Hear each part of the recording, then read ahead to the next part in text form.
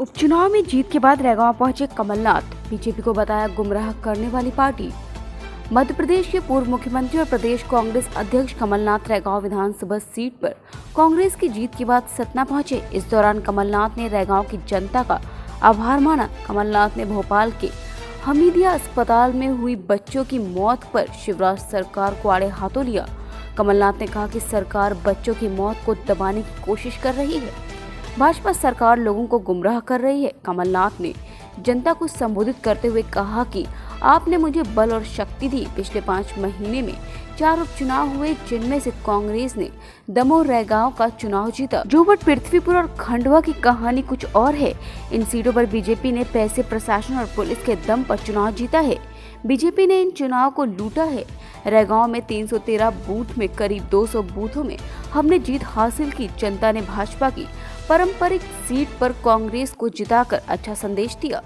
रैगांव के मतदाता सीधे साधे हैं, गरीब हैं लेकिन मूर्ख नहीं हैं। आपने शिवराज सिंह के कानों में घंटी बजाई, मोदी जी के कानों में घंटी बजाई है। शिवराज सिंह चुनाव परिणाम के बाद दिन प्रतिदिन घोषणाएं कर रहे हैं। शिवराज सिंह झूठी घोषणाएं करते हैं। भारतीय जनता पार्टी की सोच और दृष्टिकोण को समझिए। ये 3 कानून लाए हैं। 3 कानून क्या है, मैं सरल भाषा में बताना चाहता हूँ। पहला कानून है, कोई भी उद्योगपति आए उसको मंडी का दर्जा मिल जाएगा। दूसरा कानून, किसान हमेशा के लिए बंधुआ हो जाएगा। तीसरा कानून होर्डिंग का होगा। कमलनाथ ने हमीदिया अस्पताल में हुए हादसों पर कहा कि भोपाल में 12 बच्चों की मौत हो गई है। अस्पताल में आग लगने की ये 6 महीने में तीसरी घटना है।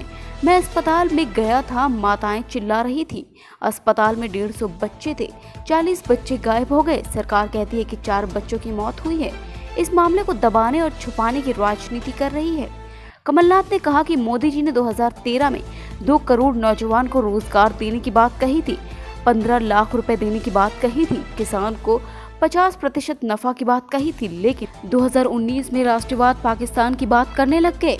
नौजवान की बात नहीं, किसानों की बात नहीं। ये लोग धोखा देते हैं। महंगाई से हर वर्ग परेशान है। इससे केवल भारतीय जनता पार्टी के नेता और सदस्य खुश हैं। ये जीत कल्पना वर्मा की नहीं है, कमलनाथ की नहीं है।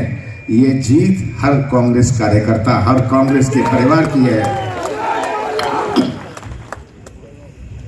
आपने जो संदेश दिया कि रैगांव विधानसभा के लोग 32 साल जो उन्होंने जो भारतीय जनता पार्टी का गढ़ मारा जाता था, गढ़ तो भारतीय जनता पार्टी भागती थी। पत्रकार मेरे पास आते थे, कहते थे रैगांव तो बीजेपी जीती हुई है।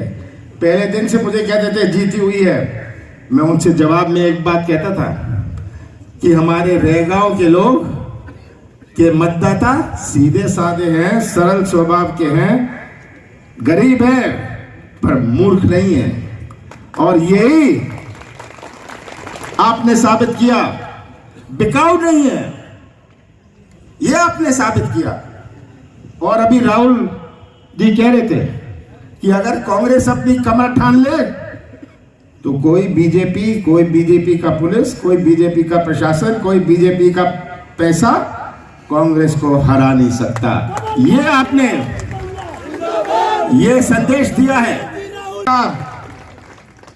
बहुत बहुत धन्यवाद।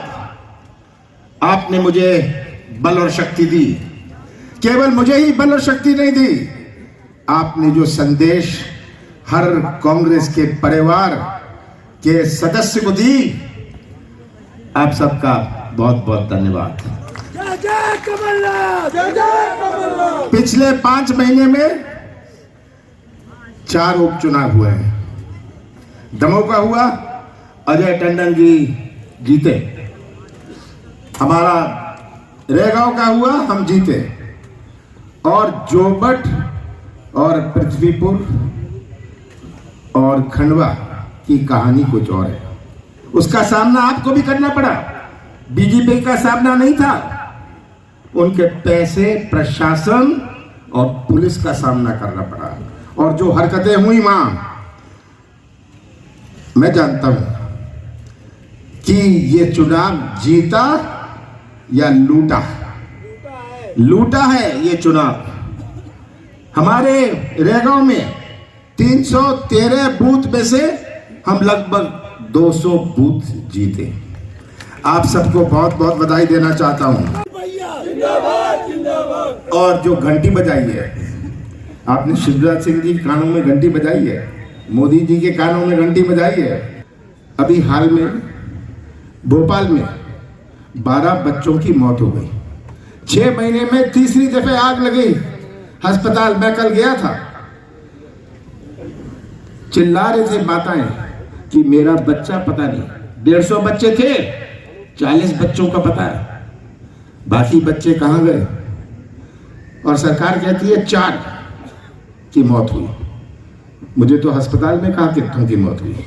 ये दबाने और छिपाने की राजनीति, ये ध्यान मोड़ने की राजनीति, ये गुमराह करने की राजनीति। आपको याद रखना है कि मोदी जी ने 2013-14 में क्या कहा था? नौजवानों को रोजगार की बात कही थी।